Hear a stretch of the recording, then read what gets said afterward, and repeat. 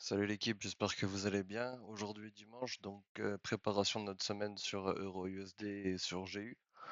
On va pouvoir commencer du coup en HTF comme d'habitude. Avant, on va jeter un œil sur DXY parce que c'est quand même lui qui nous montre un peu la direction avec en opposé à EU et à GU, vu que ce sont des marchés miroirs. Donc on avait dessiné du coup cette liquidité.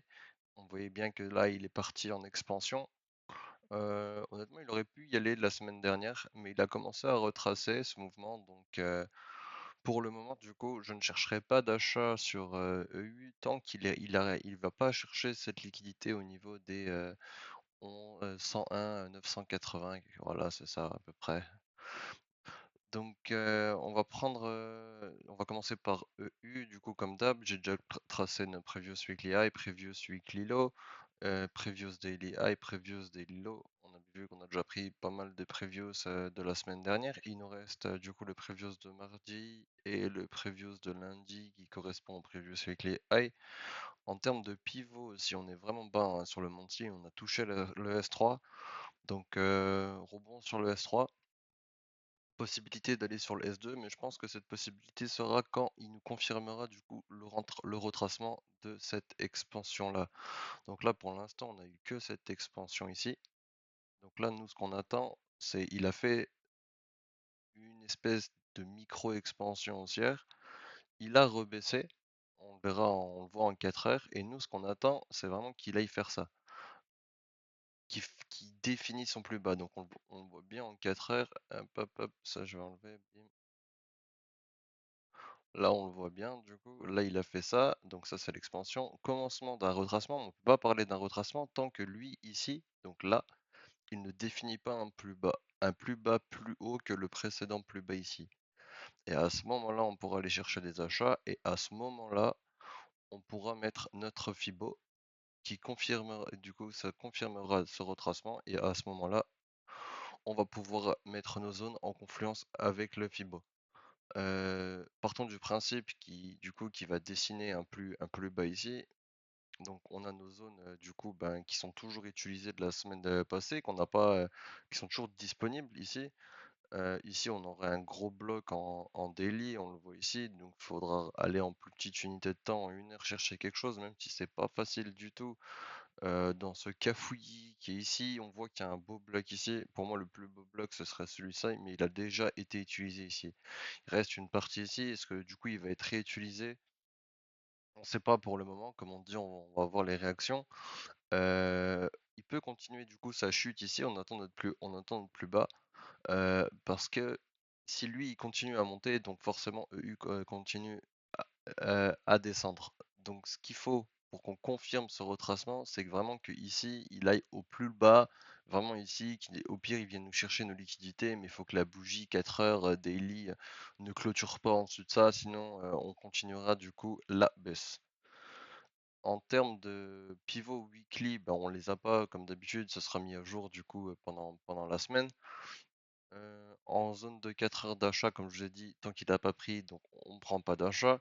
Zone de vente ici potentielle, mais si là il dessine du coup son plus bas et là il montre là il monte et il pète ce plus haut, du coup retracement, on pourra aller chercher des achats dans ce mouvement de retracement. S'il fait comme ça, comme je dis, donc tac, tac, tac, là mouvement, hop, et là il pète au-dessus. Quand il va revenir, il y aura sûrement comme d'habitude ici des imbalances, des OB, des breaker blocks, des ce que vous voulez, mais ici il va avoir des entrées potentielles pour aller chercher des niveaux plus hauts dans notre expansion baissière.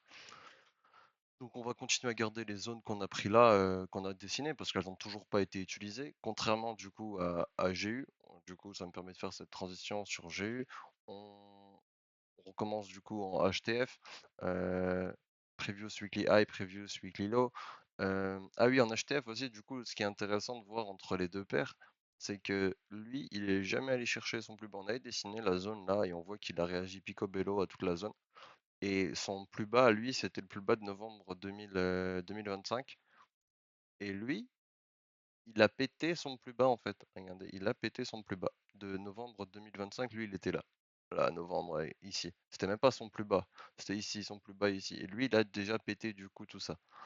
Donc, on est toujours pour l'instant dans cette contraction tant qu'il a resté ça. C'est un prix où quand il contracte comme ça, c'est que les institutions, elles sont d'accord d'échanger en fait du coup le pound contre l'USD dans ces valeurs-là. Donc on parle d'accumulation en SMC ou en ce que vous voulez, mais ça a plusieurs sens à la fois. Si on reste ici, c'est que les institutions, c'est des prix intéressants pour eux.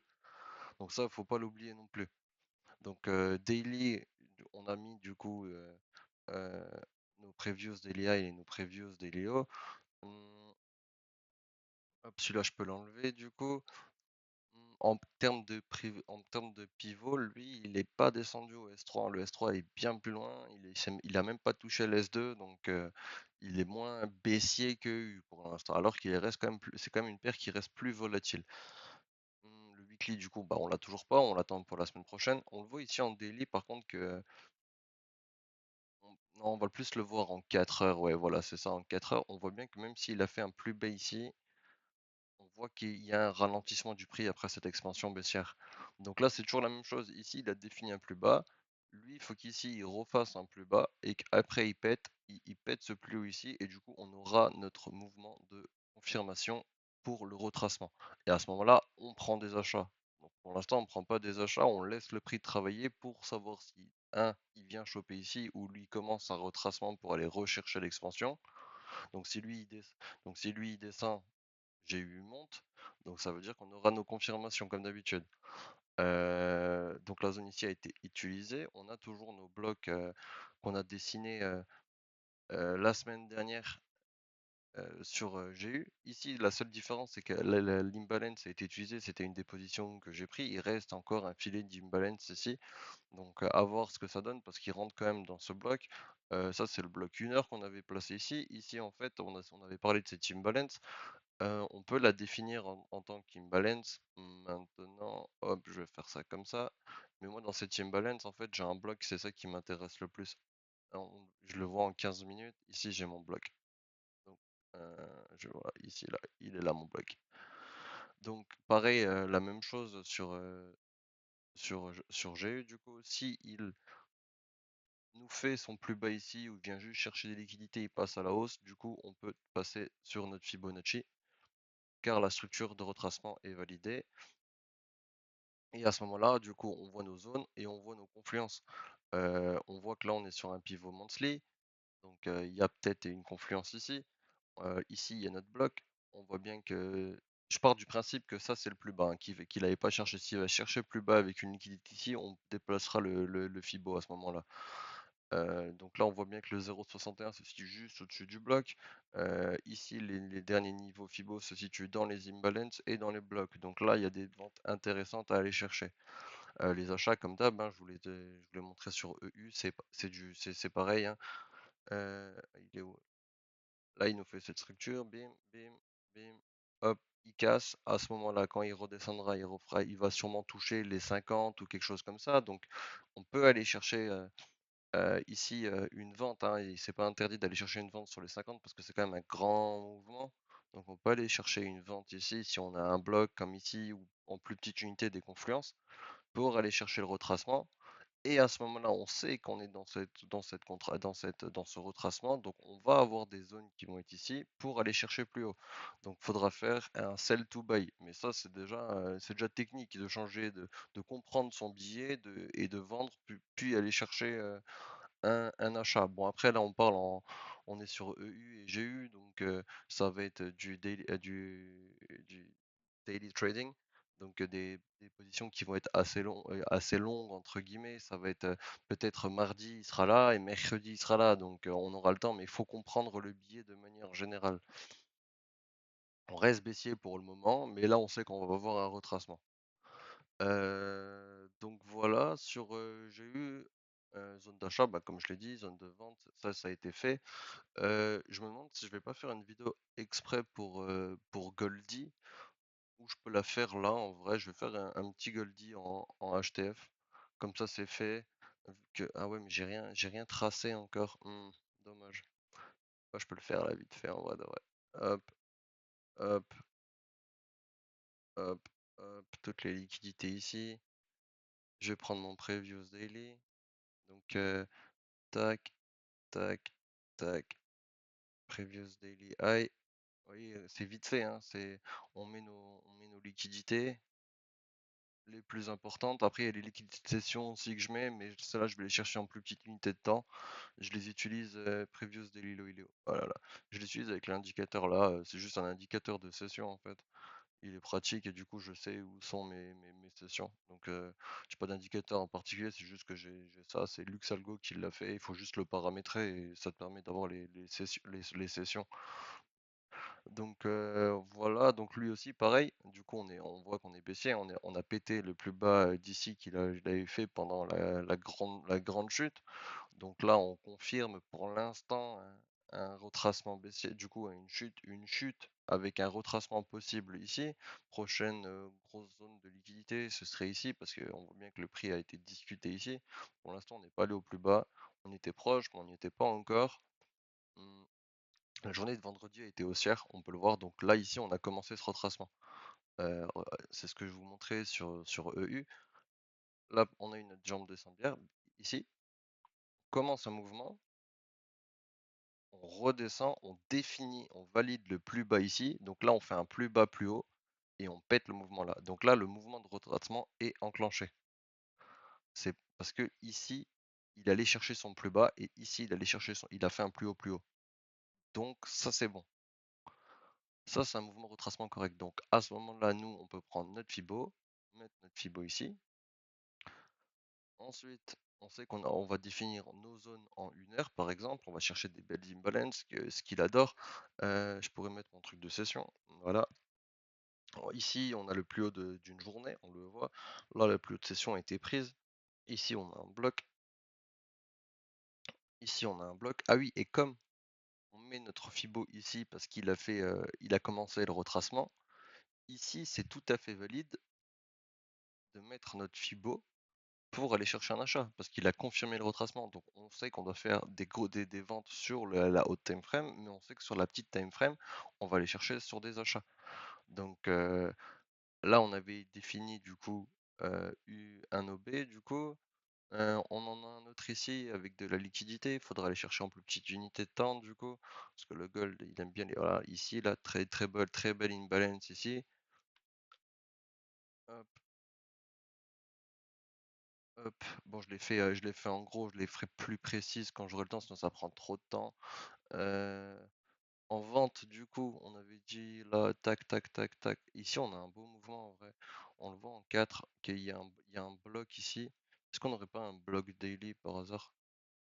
On aurait un bloc daily. Donc ça, c'est très pertinent ça. Ça, c'est très pertinent, un bloc daily.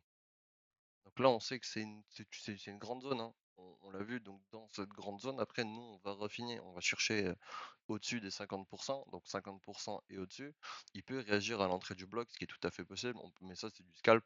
On va prendre un petit clac, un petit retracement vraiment petit, et après, on peut aller chercher sur une grosse position, mais il faut faire du raffinement. Mais je fais du raffinement dans cette zone. Donc là, je vois qu'en plus petite unité de temps, ici il y aurait une imbalance, ici une imbalance, ici il y a un bloc avec de la liquidité au-dessus des 50%. Ici, il y a une position à prendre en vente. Mais après, il faut voir comment le prix réagit aussi. C'est comment là il retrace son mouvement jusqu'à là. C'est pas juste je vois une zone et je rentre dedans comme un barbare. C'est on regarde ce que le prix nous donne avant aussi. Donc ça, ce serait la zone de vente la plus belle. Après, on pourrait aller chercher aussi, ça ce serait le premier, sur la moyenne time frame, on va dire, sur le 4 heures, j'ai mis le Fibo. Mais si on monte en grosse unité de temps, en daily, vu que là il a cassé et qu'il entraîne, mais là il faudrait qu'il fasse mon retracement en daily. Donc là, il faudrait qu'il retrace et qu'il me fasse un plus bas, plus haut que celui-ci. Donc à ce moment-là, je pourrais prendre un Fibo ici et valider du coup un mouvement de retracement pour aller chercher des ventes dans ce Fibo là. Et là, on voit bien que les 50%, il est pile poil dans les 50% de ce bloc daily. Donc c'est c'est algorithmique, donc c'est normal qu'il y a des niveaux qui confluent avec d'autres et des fois on se dit: «Putain, mais ça en fait c'est devant nos yeux, tout est devant nos yeux, il y a pas besoin de 15 millions d'indicateurs, faut juste lire le prix et il y a tout qui est devant nos yeux». Faut juste être patient et comprendre ce que le marché veut nous dire. Donc voilà, on a nos zones, on a nos petites zones. Après je vais pas aller en plus petite unité de temps, je vais en perdre. Donc on a fait U, on a fait GU. Je ferai les positions du coup comme d'habitude cette semaine. J'essaie de faire une position en live. Soir on a le live aussi sur Discord, donc on va discuter de tout ça. Du coup c'est tout. Je vous souhaite du coup une bonne fin de week-end à vous. Semaine prochaine, ah ouais, semaine prochaine il y a des annonces de ouf, non? Ouais. On est sur la fin du mois hein, aussi, hein. J'ai oublié. Ah ouais, il y a Jolt et tout, il y a Fed. Ah ouais les gars, faites gaffe, hein. On est sur la fin du mois, hein. Donc ça veut dire que ça va swinguer, hein. N'oubliez pas qu'il y a les expirations de contrats, nouveaux pivots et tout, hein. Donc faites super gaffe avec ça. Là aussi, du coup, bah ouais, c'est la même chose du coup. Là, tank, tac. Ouais, inflation rate. Ouais, les gars, à mon avis, ça, il va avoir du volume. Fetcher, ah oui, Warsh, Speech, c'est plus Powell du coup maintenant. Dommage, il nous manque, il va nous manquer. Donc voilà, beaucoup de zones, beaucoup de, beaucoup de news. Donc ça va swinguer. Diminuez votre risque quand il y a des gros trucs comme ça. Ça serait bête que ça vous TP et que ça vous sorte avant à cause de la volatilité. Il vaut mieux prendre un petit peu moins parce que vous avez moins risqué, mais être sûr de le prendre que prendre rien du tout et perdre gros. Donc sur ce dernier conseil, je vous souhaite une bonne fin de week-end à vous. À la prochaine, portez-vous bien. Ciao, ciao.